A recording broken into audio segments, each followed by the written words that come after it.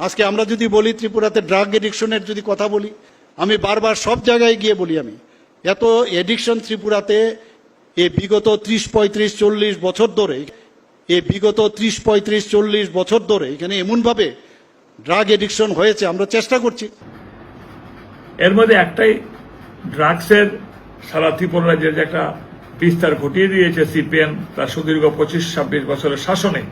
যে ড্রাগসের বাজারটা, নেশা সাম্রাজ্য যে বাজারটা তৈরি করেছিল সিপিএম, তাদের ক্যাডারকে দিয়ে সুদীর্ঘ 25 বছর, মনে করেন 2-2.5 বছর ধরে বেশি চলছে। আগে মানে কিতা কইতাম, শুনতাম কি ফুলাবানে ড্যান রাত বলে কেমনে নেশা করে আর মদ খা আর গাঁজা খা, কিন্তু এরপরে যে জিনিসগুলো এটি তো চিনছি না। আগে আমরা শুনতাম নেশা দুইটা নাম, গাঁজা আর মদ। ওখানে বিভিন্ন ধরনের নেশা নাম, ইঞ্জেকশন কি, কট্টা কি, বাবা মরি কি, এসব ধরনের নেশা। এই বিজেপি সরকার আসার ফলে পরে থেকে এইটা সৃষ্টি হয়েছে। পোলাপান ভালো শিক্ষিত করে পোলাপান লেখাপড়া করতেছে, কলেজে করতেছে, এই সমস্ত পোলাপানের কাছে সন্ধ্যা হইলে রাতের বেলা হাটবাট বা হাতে হাতে একটা ট্যাবলেট দিয়ে দেবো, হাটবাট বা একটা বিভিন্ন ধরনের একটা নেশা হাতে দিয়ে দেবো। আমার চোখের দেখা আমি নিজে দেখছি, হাঁটতেছে হাঁটতেছে এক ছেলে না তার এক ছেলে না একটা নেশা হাতে দিয়ে গেছে। তো এর এটা ঠিকই খাইছে। ভালো ভালো ছেলেরা একমাত্র নেশার কারণে নষ্ট করছে। আমার এলাকার মধ্যে বিশৃঙ্খলা একদম সৃষ্টি করছে। আর সরকারকে আমরা ছাড়ব না, এই সরকার আমরা চাইও না। এটা নেশা কেন্দ্র সরকার, কোটা বিচ্ছিন্ন সরকার, চাকরি দিব ধরে কোটা খাওয়াইয়া মানুষের জীবন নষ্ট করতেছে। সে রাগুব কে খারাপ হবো আমি চাই না। আমার ছেলে গেছে আমি মরে যাবো, কিন্তু সত্যিটা মরে যাবো, হয়ে যাবো। চাকরি দিব ডরে এই নেশার কাণ্ড চলে দিচ্ছে। যুবক ছেলেরা যারা বুঝতেছে তারা বাচ্চাছে, যারা না বুঝতেছে তারা বিক্রি হতেছে। আমরা যেমনি খুশি এমনি মরতেছে। আর নেশা যারা নেশা বিক্রি করে তারা ধরলে তারা এসে প্রতিবাদ করে তারা সরে নিয়ে যাবে, কিন্তু তারা একবারে চিন্তা করে না যে নেশাটা যে কত মানুষের যে ক্ষতি করবো, তারা একবারে চিন্তা করে না। আমার ছেলে গেছে গা আজ ড্রাগস খেয়ে, আমার কথা শুনছে না, কিন্তু অন্য আমার ছেলেরা যে এভাবে পড়ে রয়েছে রাস্তায় তারা গতি কি সরকার যখন আইছিল তখন প্রতিশ্রুতি দিছিল মানুষের শ্রেষ্ঠ ত্রিপুরা গর্ব, নেশা মুক্ত ত্রিপুরা গর্ব, মহিলাদের নির্যাতন বন্ধ করব। ওখানে দেখা যাইতেছে দিন দিন দিন দিন এডিই বাড়ছে, এডিই বাড়াইছে।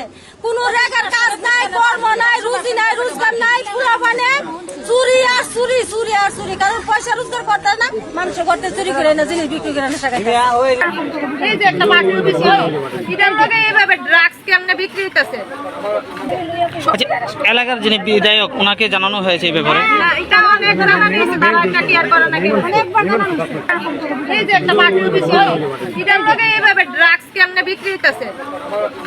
পার্টি অফিস কোন জায়গা? এটার ভিতরে নিশ্চয় কোনো স্বার্থক আছে। সমস্ত কিছুর একমাত্র দায়ী নেশা। এই নেশার ফলে আজকে এই ধরনের বিভিন্ন বিশৃঙ্খলা এলাকার মধ্যে সৃষ্টি হয়েছে। নেশা দ্রব্য যদি বন্ধ হয় তাহলে আমার এই এলাকা একদম সুন্দর পরিবেশ আসছিল, সুন্দর পরিবেশ আবার হইব। এই নেশার কারণে এই এলাকা একদম অশৃঙ্খল হয়েছে। এমন তো প্রশাসনের কোনো পদক্ষেপ নাই, কোনো আইন নাই, আইন শৃঙ্খলা একবারে ভাঙিয়া ফেলাইছে। কোনো বিচার শাসন আইন কোনো কিচ্ছু পাওয়া যাইতেছে না। এবং এই নেশার সাথে যুক্ত রাজ্যের শীর্ষ মহলের লোকজন, আমার কাছে কদিন পূর্বে একজন পুলিশ আধিকারিক এসেছিলেন। তিনি কথা প্রসঙ্গে আমাকে বললেন যে ত্রিপুরার মানচিত্রটা নেশার প্রশ্নে 3 ভাগে বিভক্ত।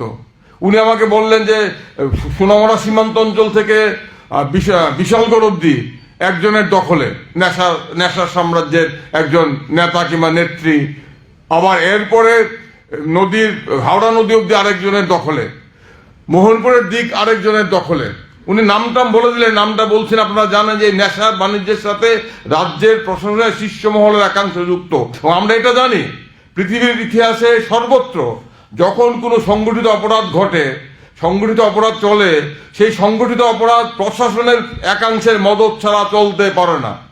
যে কোনো সংগঠিত অপরাধ পৃথিবীর যেখানেই হোক না কেন, সে যখন দীর্ঘদিন ধরে চলে, বুঝে নিতে হবে তার সাথে রয়েছে প্রশাসনের, রাজনৈতিক নেতৃত্বের একাংশের প্রত্যক্ষ যোগাযোগ। আজকে আমাদের রাজ্য নেশায় ভাসছে, কারণ সরকারের একাংশ থেকে বাণিজ্য করছে। আর সরকারের একাংশ থেকে বাণিজ্য করছে, এ নিয়ে কোনো দ্বিমত নেই।